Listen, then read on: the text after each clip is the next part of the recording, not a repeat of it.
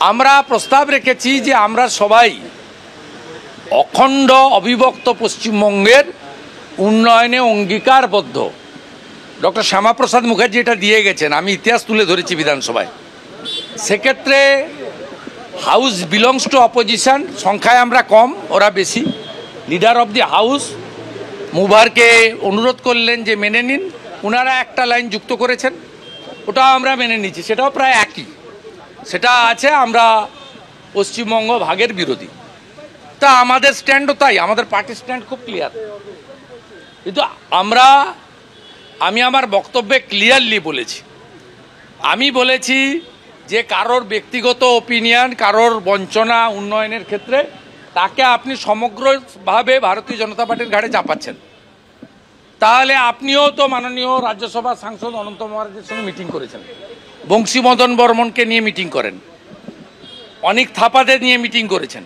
শুধু তো রাজ্য ভাগ নয়, মাওবাদীরা চায় দেশ ভাগ, গোমতী থেকে গোদাবরী। আপনার ছত্রধর মাহাতো জ্ঞানেশ্বরী হত্যাকাণ্ডের ইউএপিএতে চার্জশিটেড, সে আপনার পার্টির রাজ্য সম্পাদক। আমরা যাই হোক, ওনাদের যে প্রস্তাব ছিল ওটা রাজনৈতিক একটা দলিল ছিল, তাতে ভারতীয় জনতা পার্টি উত্তরবঙ্গ উন্নয়নে টাকা দেয়নি লেখা ছিল, ডক্টর সুকান্ত মজুমদারের কথার অপব্যাখ্যা করে লেখা ছিল, তিনি রাজ্যভাগ চান। নিশিকান্ত দুবে হিন্দু পলায়ন নিয়ে মালদা মুর্শিদাবাদে বলতে গেছিলেন, তার উদ্ধৃতি ছিল। ওই প্রস্তাবকে তারা প্রত্যাহার করে বিকল্প প্রস্তাব রেখেছেন, ম্যাটার মিটে গেছে।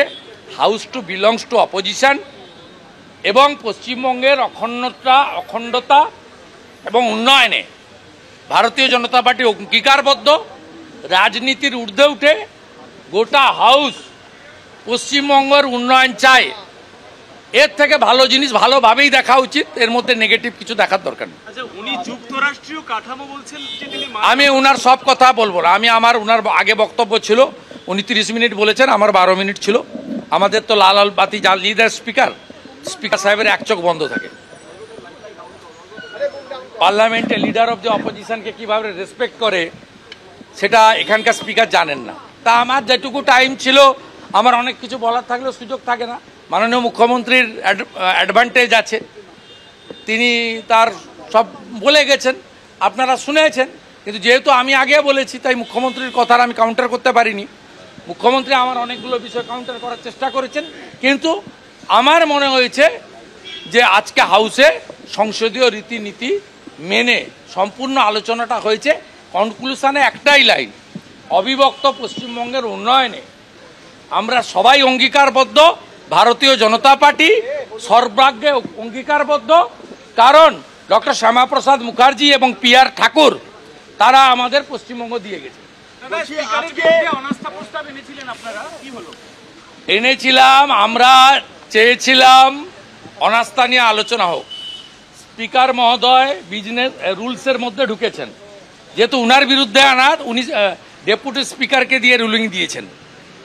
আমরা জানি তিনি হাউসকে চলমান রাখছিলেন যাতে রাজ্যপালের কাছ থেকে অনুমোদন নিতে না হয়। এই কারণেই প্রথমবার 24 সালে বাজেট অধিবেশনে রাজ্যপালকে দিয়ে বক্তৃতা করাননি। আমাদের পাতা ফাঁদে আজকে ডেপুটি স্পিকার মহোদয় পা দিয়েছেন। এরপরে উইন্টার সেশন করতে গেলে ফাইলটা পাঠাতে হবে রাজ্যপাল মহোদয়ের কাছে। বিজেপির পাতা ফাঁদে আজকে পা দিয়েছেন ওরা। আমি শেষে বলে এসেছি যে আমরা যেটা চাইছিলাম, আপনি রাজ্যপালের কাছে যান, কারণ আপনি বেআইনিভাবে 4-2-6 জনকে শপথ বাক্য পাঠ করিয়েছেন সংবিধানকে ভায়োলেট করে। আপনি এবারে রাজভবনে আপনি যাতে ছোটেন, সে ব্যবস্থাটা আজকে আমরা করে দিই। আজকে মমতা বন্দ্যোপাধ্যায় বিরোধীদের প্রতি একটু সদয় ছিলেন, নওশাদ সিদ্দিকীর সঙ্গে আলাদা করে 3 মিনিট আমি জানি না।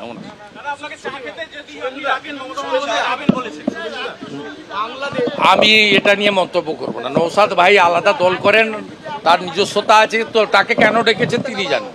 অর্থাৎ শুভেন্দু অধিকারী তিনি নিজেই যেমনটা বললেন যে আজ বঙ্গভঙ্গ ইস্যুতে শাসক বিরোধী একেবারে একমত হয়েছে, এবং সেক্ষেত্রে যেমনটা তিনি বললেন যে আজ সংসদীয় আলোচনা অত্যন্ত সদর্থকভাবে হয়েছে, বিরোধীদেরও কথা বলার সুযোগ দেওয়া হয়েছে, এমনটাই মন্তব্য করলেন বিরোধী দলনেতা শুভেন্দু অধিকারী। বিধানসভায় আজ বিরলতম ঘটনা, বিরোধী দলনেতার প্রস্তাব মেনে নেওয়ার পক্ষে সওয়াল করলেন মুখ্যমন্ত্রী।